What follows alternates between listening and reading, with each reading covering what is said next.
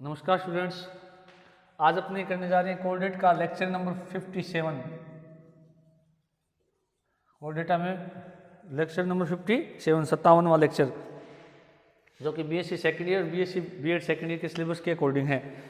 अब देखिएगा स्टूडेंट्स, जो अपनी प्रीवियस क्लास थी उसके अंदर अपने डिस्कस कर रहे थे जो टैडपोल लार्वा है उसके हैबिट और हैबिटेट्स की बात कर रहे थे अपने, कि टैडपोल लार्वा जो है उसका स्वभाव और आवास किस प्रकार से है। तो अपने बात की थी कि जो टैडपोल लार्वा है वो जैसे ही अंडे से बाहर निकलता है तो निकलने के पश्चात क्या है, प्रकाश धनात्मक और भू ऋणात्मक होता है।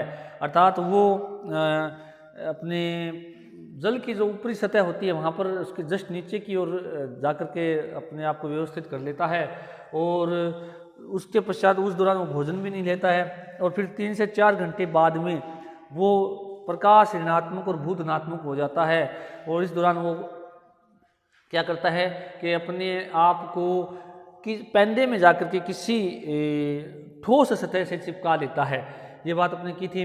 और बेरिल ने एक बात बताई थी, एक साइंटिस्ट थे बेरिल 1955 में, उन्होंने एक बात कही थी कि जो उपयुक्त आवास है वो इस लार्वा के लिए एक बहुत इम्पोर्टेंस रखता है, क्योंकि अगर इसको उपयुक्त आवास नहीं मिलेगा तो क्या होता है कि ये सैफोकेशन के प्रभाव से नष्ट हो जाता है या डेड हो जाता है। इसलिए इसको उपयुक्त आवास उचित होना चाहिए इसके लिए।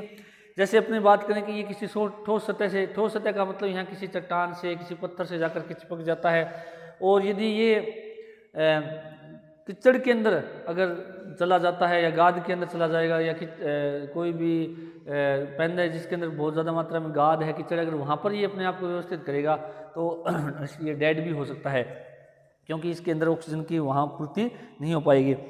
अब देखिएगा कि अब बात करें इसके अंदर मेटामॉर्फोसिस की, तो मेटामॉर्फोसिस कल मैंने बताया था आपको, मेटामॉर्फोसिस की परिभाषा आपको ध्यान ही है।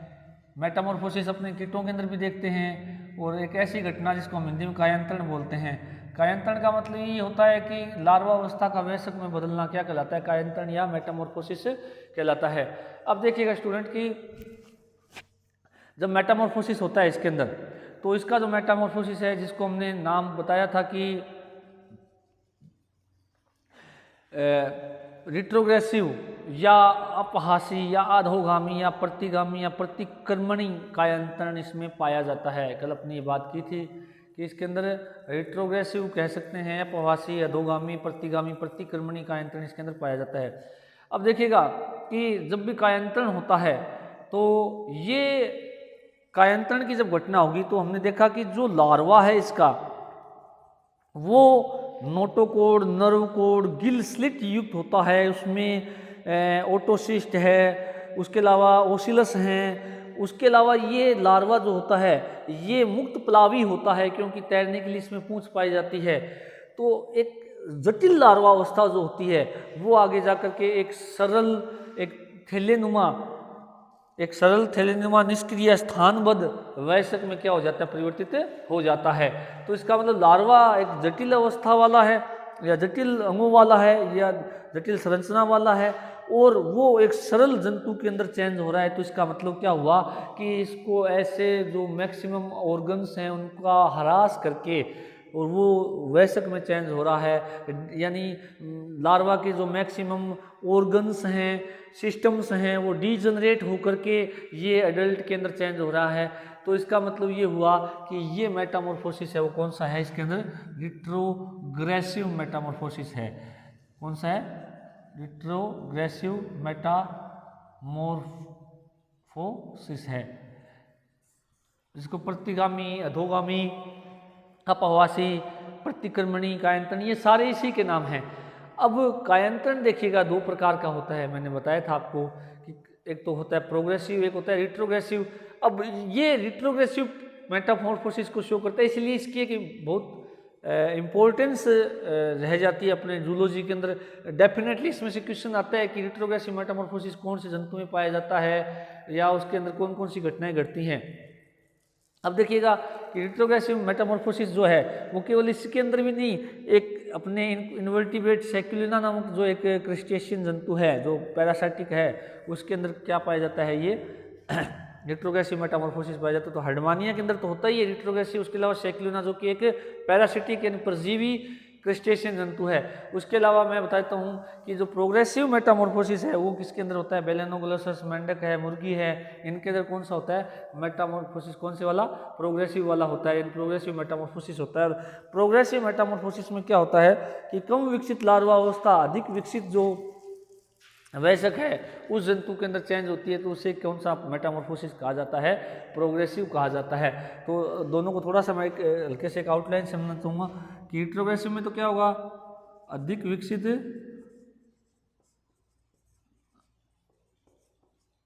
लार्वा, किस में चेंज हो रहा है, कम विकसित वयस्क में, या इसको यूँ कहते हैं कि जटिल लार्वा, एक अगर इसको थोड़ा सा एक स्पेसिफिकली और अपने कहें तो जटिल लार्वा इसमें हो रहा है सरल वयस्क में। ये तो कौन सा हो गया, रिट्रोग्रेसिव मेटामॉर्फोसिस। और इसका उल्टा यानी कम विकसित लार्वा, या इसको कहते हैं कि सरल लार्वा, सरल लक्षणों वाला लार्वा किसमें चेंज हो रहा है, जटिल या अधिक विकसित वयस्क में, अधिक विकसित वयस्क में, यही हम कहते हैं कि जटिल वयस्क में। ये कौन सा हो गया, प्रोग्रेसिव, ये कौन सा हो गया, प्रोग्रेसिव मेटामॉर्फोसिस।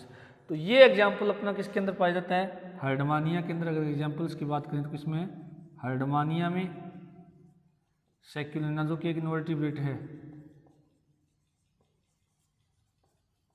सैक्युलिना यानी क्रस्टेशियन जंतु है, कौन सा, सैक्युलिना, जो परजीवी क्रस्टेशियंस हैं। और ये प्रोग्रेसिव जो है मेंढक के अंदर, बेलेनोग्लोसस के अंदर,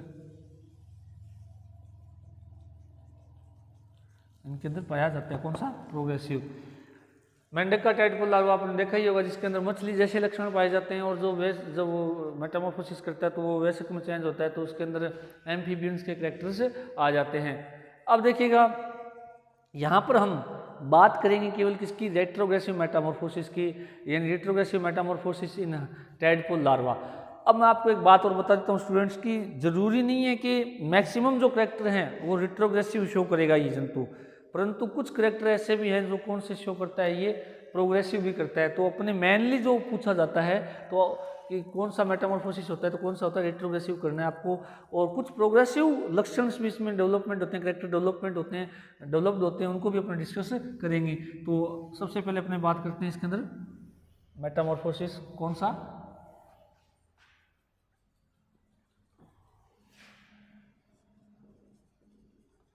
हर्डमानिया के टैडपोल लार्वा में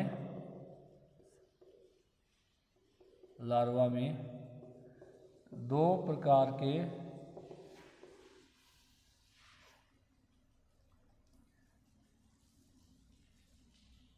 लार्वा में मेटामॉर्फोसिस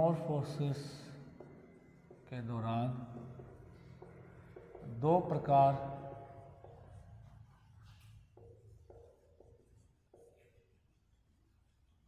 के लक्षण दिखाई देते हैं।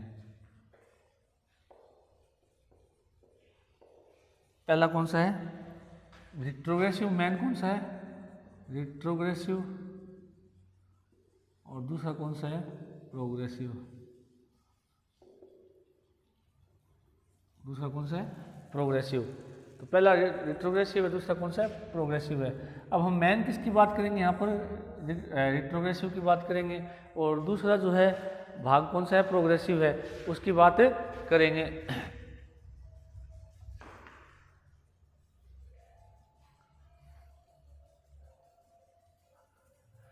उसकी बात करेंगे। तो सबसे पहले रिट्रोग्रेसिव की बात अपने करने जा रहे हैं यहाँ पर। Retrogressive Metamorphosis, retrogressive Metamorphosis. अब देखिएगा रिट्रोग्रेसिव मेटामॉर्फोसिस की अगर हम बात करें तो इस दौरान क्या होता है, सबसे पहली बात तो यह है इस दौरान लार्वा से वयस्क में बदलते समय कुछ अंगों का अपहवासन यानी डीजनरेशन हो जाता है, डीजनरेशन हो जाता है।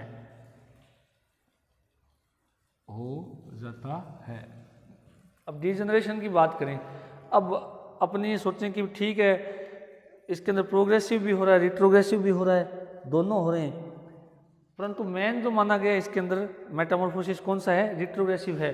उसका रीज़न क्या है, क्योंकि देखिएगा इसके अंदर हमने बात की है कि इसको कोर्डेटा में रखा गया है, परंतु अडल्ट के अंदर कोर्डेट के कोई करैक्टर नहीं है। क्यों नहीं है, क्योंकि लार्वावस्था के अंदर कोर्डेट के करैक्टर पाए जाते हैं, वयस्क में कोर्डेट के कोई करैक्टर नहीं पाए जाते, केवल एक पाया जाता है गिल स्लिट्स का पाया जाना।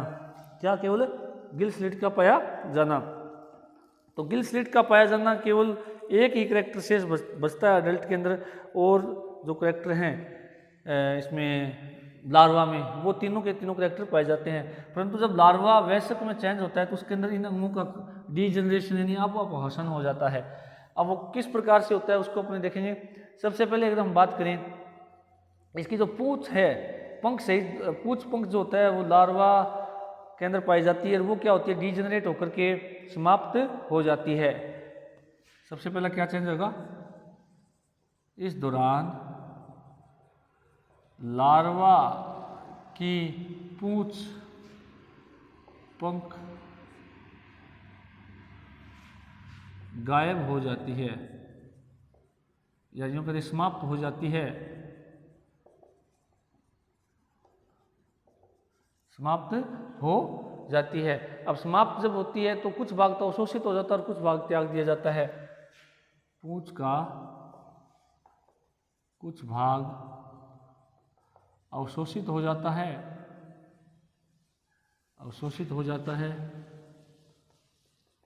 वह कुछ भाग त्याग दिया जाता है,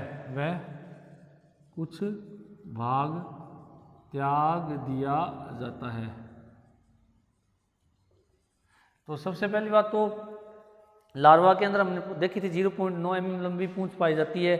वो पूंछ जो है वो धीरे धीरे गायब हो, क्योंकि हमने अडल्ट के अंदर देखा था कहीं पर भी पूंछ है जो उपस्थित नहीं रहती है। इसका मतलब पूंछ नहीं है तो पूंछ क्या हो जाएगी, गायब हो जाएगी। और गायब जब होती है तो कुछ भाग तो उसका त्याग दिया जाएगा, तोड़ के अलग हो जाएगी, कुछ भाग क्या है एंजाइम्स के द्वारा डीजनरेट हो जाती है यानी अवशोषित हो जाती है। उसके अलावा यदि हम बात करें नर्व कोड, नोटोकोड और जो अपने मायोसेप्टा बात की थी, या जो पूंछ की पेशियां वो भी क्या हो जाती है, गायब हो जाती है। नोटोकोड, नर्व कोड व पूंछ पेशियां टेल मसल्स भी गायब या समाप्त गायब हो जाती है,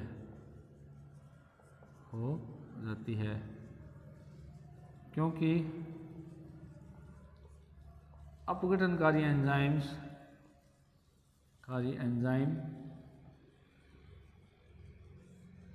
इनका अपघटन कर देते हैं,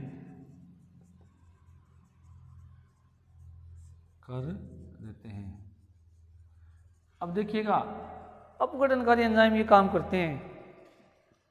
गायब होने का मतलब ये नहीं है कि उसको तोड़ के फेंक दिया जाए, हाँ कुछ भाग टूटा हुआ पड़ा रहेगा और वो धीरे धीरे उसके उस भाग की जो सेल्स हैं वो डेड हो जाती है, डेड होने के बाद वो भाग वहीं डिजोल्व हो जाता है। और मैक्सिमम क्या होता है एंजाइम्स जो होते हैं कौन सी प्रकृति के होते हैं, अपघटनकारी प्रकृति के होते हैं, और वो अपघटनकारी एंजाइम्स होते हैं वो क्या करते हैं भक्षक कोशिकाएं फैगोसाइटोसिस कोशिकाओं द्वारा स्रावित होते हैं। ये एंजाइम भक्षणकारी कोशिकाओं द्वारा स्रावित होते हैं,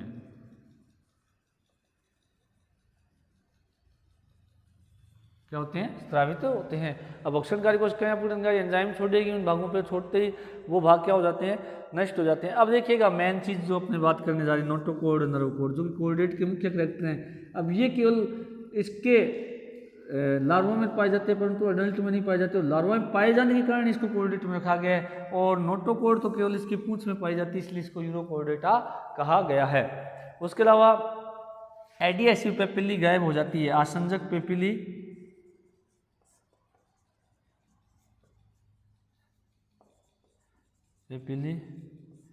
गायब हो जाती है, समाप्त हो जाती है। अब देखिएगा आसंजक पेपिली की अगर हम बात करें तो आसंजक पेपिली का काम समाप्त हो जाता है। कारण, क्योंकि आसंजक पेपिली क्या करती है कि ये जब प्रकाश ऋणात्मक और भूधनात्मक जब होता है तो उस दौरान क्या होता है कि ये पेपिली जो है ये लार्वा को किसी एक स्थान से चिपका देती है। चिपकाने के बाद में अब इनका कोई कार्य नहीं रहता है, क्योंकि आगे जब इसका डेवलपमेंट होता है तो जो लंबा बेलनाकार टैडपोल लार्वा जो होता है वो धीरे धीरे अब एक थैलेनुमा संरचना में चेंज होने लगता है। इसमें थैलेनुमा संरचना में चेंज होने लगता है, तो उस समय जो है आसंजक पेपिली वो क्या हो जाती है, गायब हो जाती है। और मैं आपको बता देता हूँ कि इसकी जगह जो है एक्टोडर्मल जो पेपिली है वो डेवलप होने लगती हैं। आसंजक पेपिली की जगह नहीं होती हैं, परंतु अब एक्टोडर्मल पेपिली डेवलप्ड होती हैं। वो एक्टोडर्मल पेपिली चारों कॉर्नर में डेवलप होती है, जो उस लार्वा को कहते हैं या उस मेटामॉर्फोसिस होते हुए जंतु को एक स्थान से चिपकाए हुए रखती है। तो आसंजक पेपिली का कोई काम नहीं रहा, क्योंकि इसने उसको लार्वा को चिपका दिया था। अब लार्वा अडल्ट में चेंज हो रहा है, मेटामॉर्फोसिस कर रहा है, तो उसका यहाँ कायम कोई भी काम नहीं है, तो वो क्या हो जाती है, गायब हो जाती है, समाप्त हो जाती है। उसके अलावा लार्वा के संवेदी अंग, लार्वा के संवेदी अंग जैसे ओसिलस, ओटोसिस्ट भी समाप्त होने लगते हैं, समाप्त होने लगते हैं या टूटने लगते हैं। अब देखिएगा ओसिलस का काम क्या था, इसको चूंकि ये स्थानबद्ध होता है तो आगे अडल्ट के अंदर तो इसका कोई काम नहीं है। और हमने बात की थी कि ये जैसे ही अपने इसमें लार्वा अवस्था जब होती है तो ये प्रकाश संवेदी और क्या होती है, भू ऋणात्मक या भू धनात्मक होती है, प्रकाश धनात्मक या प्रकाश ऋणात्मक होती है। तो प्रकाश धनात्मक और प्रकाश ऋणात्मक जैसी घटनाएं होती हैं तो उसके लिए कौन जिम्मेदार होती है, इसकी ओसिलस होती हैं। ओसिलस जो होती हैं दो होती है, आपको बताया था, दोनों सेंसरी वेजाइकल के अंदर पाई जाती है। कहाँ पाई जाती है, सेंसरी वेजाइकल के अंदर, आपको बताया था, जिसमें से एक तो होती है पोस्टीरियो डोर्सल और एक होती है एंटीरियो वेंट्रल पोजीशन में। तो दोनों की दोनों जो ओसिलस होती हैं वो अब क्या हो जाती है, टूट करके गायब होने लगती है। और ओटोसिस्ट जो संतुलनकारी अंग होता है वो भी गायब होने लगता है। उसका भी रीज़न ये, क्योंकि ओटोसिस्ट क्या करता है, जब ये प्रकाश धनात्मक और भू ऋणात्मक होता है तब भी इसको संतुलन की अवस्था में रखता है, और उसके बाद में जब ये प्रकाश ऋणात्मक और भू धनात्मक होता है तब भी इसको संतुलन की अवस्था में कौन बनाए रखने का काम करता है, इसकी ओटोसिस्ट बनाए रखने का काम करती है। तो अब देखिएगा, अब इन दोनों का काम समाप्त हो गया, तो इसका मतलब ये भी क्या है कि जो ओटोसिस्ट है उनका कोई काम नहीं रह गया, तो ये भी क्या धीरे धीरे लुप्त होना शुरू हो जाती है। अब जो हम नेक्स्ट पॉइंट की यदि हम बात करें, अब जो इसका जो आसंजक पेपिली और मुख वाला जो भाग है वो तेजी से वृद्धि करता है, और वहाँ पर जो है एट्रियल पोर खुलता है, वहाँ की वृद्धि तो क्या है, रुक जाती है। क्या होता है, लार्वा के आसंजक पेपिली व मुख के बीच का भाग तेजी से वृद्धि करता है, वृद्धि करता है, जबकि एट्रियल पोर वाले भाग की वृद्धि रुक जाती है, भाग की वृद्धि रुक जाती है। अब इसका रीज़न क्या है, क्योंकि जो आसंजक पेपिली और जो मुख वाला भाग है वहाँ पर ब्रेंकियल साइफन, ब्रेंकियल पोर का डेवलपमेंट होगा, और जो एट्रियल पोर है वो पहले से ही विकसित है, तो उसके अंदर ज़्यादा डेवलपमेंट की इसमें ज़रूरत नहीं होती है। उसके अलावा जो है इसके अंदर जो माउथ होता है वो 90 डिग्री के कोण पर क्या हो जाता है, खिसक जाता है। और वयस्क जंतु में जो ब्रैंकियल और एट्रियल छिद्रों की अंतिम स्थितियां लार्वा के अग्र और पश्च तलों का भी निर्धारण कर देती है। मुख 90 डिग्री कोण पर खिसक जाता है,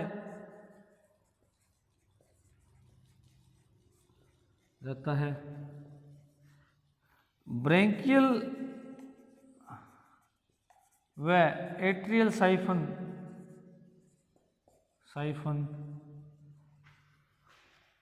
इसके एंटीरियर व पोस्टीरियर तलों का निर्धारण कर देती है, सिरों का निर्धारण कर देती है।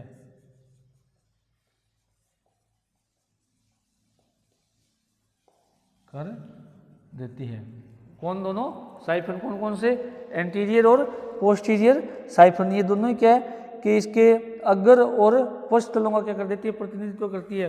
ये बात अपने स्टार्टिंग में की थी कि इसके अंदर जो है जो एंटीरियर, पोस्टीरियर, उसके अलावा डोर्सल, वेंट्रल, ये सारी सतह क्या इसके अंदर पाई जाती है। तो इसके अंदर क्या होता है कि जिधर ब्रैंकियल साइफन होता है उधर एंटीरियर सिरा होता है, जिधर एट्रियल साइफन होता है उधर इसका क्या होता है, डोर्सल सरफेस होती है। और एंटीरियर और डोर्सल सरफेस बनने के बाद में धीरे धीरे इसके अंदर क्या होता है, फिर वेंट्रल पोजीशन और पोस्टीरियर पोजीशन का भी निर्धारण हो जाता है। साथ में इसके अंदर जो है फिर फुट का जो निर्माण है वो भी क्या हो जाता है, शुरू हो जाता है। तो इस प्रकार से ये सारे के सारे करैक्टर कौन से हो गए इसमें रिट्रोग्रेसिव, जो केवल लार्वा में तो पाए जाते हैं परंतु वयस्क के अंदर क्या हो जाते हैं, गायब हो जाते हैं। तो ये सारे करैक्टर जो हैं वो रिट्रोग्रेसिव मेटामॉर्फोसिस के एग्जांपल्स हैं, जो एक बार थोड़ा ध्यान से देख लीजिएगा, क्योंकि प्रश्न इसी में से आता है डेफिनेटली कि क्या कारण है कि टैडपोल लार्वा में रिट्रोग्रेसिव मेटामॉर्फोसिस होता है। तो सबसे पहली बात, रिट्रोग्रेसिव मेटामॉर्फोसिस की परिभाषा क्या है। इस दौरान लार्वा से वयस्क में बदलते समय कुछ अंगों का अपवासन या डीजनरेशन हो जाता है, और इसके लिए जिम्मेदार यानी ये होता कैसे, या तो उन अंगों का त्याग कर दिया जाता है या उन अंगों को भक्षणकारी कोशिकाएं जो हैं अपघटनकारी एंजाइम से नष्ट कर देती है। तो सबसे पहला क्या होता है इसमें, इस दौरान लार्वा की पूंछ पंख समाप्त हो जाते हैं और पूंछ का कुछ भाग अवशोषित हो जाता है और कुछ भाग क्या कर दिया जाता है, त्याग दिया जाता है। पूंछ जो कि क्या करती है, इसको तैरने में या गति करने के लिए जिम्मेदार होती है। दूसरा जो है नोटोकोड, नर्व कोड और पूंछ पेशियां भी क्या हो जाती है, गायब हो जाती हैं, क्योंकि भक्षण कोशिकाओं के जो अपघटनकारी एंजाइम है वो इनको क्या कर देते हैं, इनका पाचन कर देते हैं या इनका अपघटन कर देते हैं। और नोटोकोड और नर्व कोड देखिएगा, अब यहाँ कहने का मतलब ये है कि कोर्डेट के मुख्य लक्षण है जो लार्वा में पाए जाते हैं परंतु वयस्क में नहीं पाए जाते। उसके अलावा जो आसंजक पेपिली वो भी गायब हो जाती है, जो कि लार्वा को चिपकाए रखने का काम करती है, और ये चिपकाए रखने के बाद में समाप्त हो जाती है, क्योंकि इनके बाद में जब लार्वा को ये स्थानबद्ध हो जाता है वयस्क जंतु, तो स्थानबद्ध होने के लिए इसके अंदर एक्टोडर्मल एम्पुली बन जाती है, जो कि 4 कॉर्नर पर 4 बनती है, जो कैसे बनती है कल बात करें। उसके अलावा लार्वा के संवेदी अंग जैसे ओसिलस, ओटोसिस्ट भी क्या हो जाते हैं, समाप्त होने लगते हैं।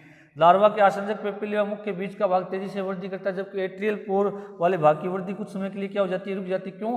क्योंकि इसके अंदर अब इस भाग के बीच में एडियसिव पेपिली और मुख के बीच में क्या है, ब्रैंकियल साइफन, मुख की जगह ब्रैंकियल साइफन है, ब्रैंकियल अपर्चर का निर्माण होता है, और साथ में जो है एट्रियल साइफन जो है वो पहले से ही बना हुआ है, एट्रियल अपर्चर पहले से बना, तो इस भाग की तो वृद्धि रुक जाती है, और जो एट्रियल ब्रैंकियल साइफन वाला भाग है उसके अंदर तेजी से वृद्धि होकर के साइफन और अपर्चर का निर्माण होता है, जिससे मुख 90 डिग्री कोण पर खिसक जाता है, और ब्रैंकियल और एट्रियल साइफन इसके एंटीरियर और पोस्टीरियर सिरों का भी निर्धारण कर देते हैं। तो इस प्रकार से ये सारे कौन से मेटामॉर्फोसिस के लक्षण हैं रिट्रोग्रेसिव, जो केवल हर्डमानिया के अंदर पाए जाते हैं, और इसके प्रोग्रेसिव जो कैरेक्टर्स हैं वो अपने कल डिस्कस करेंगे। Thank you.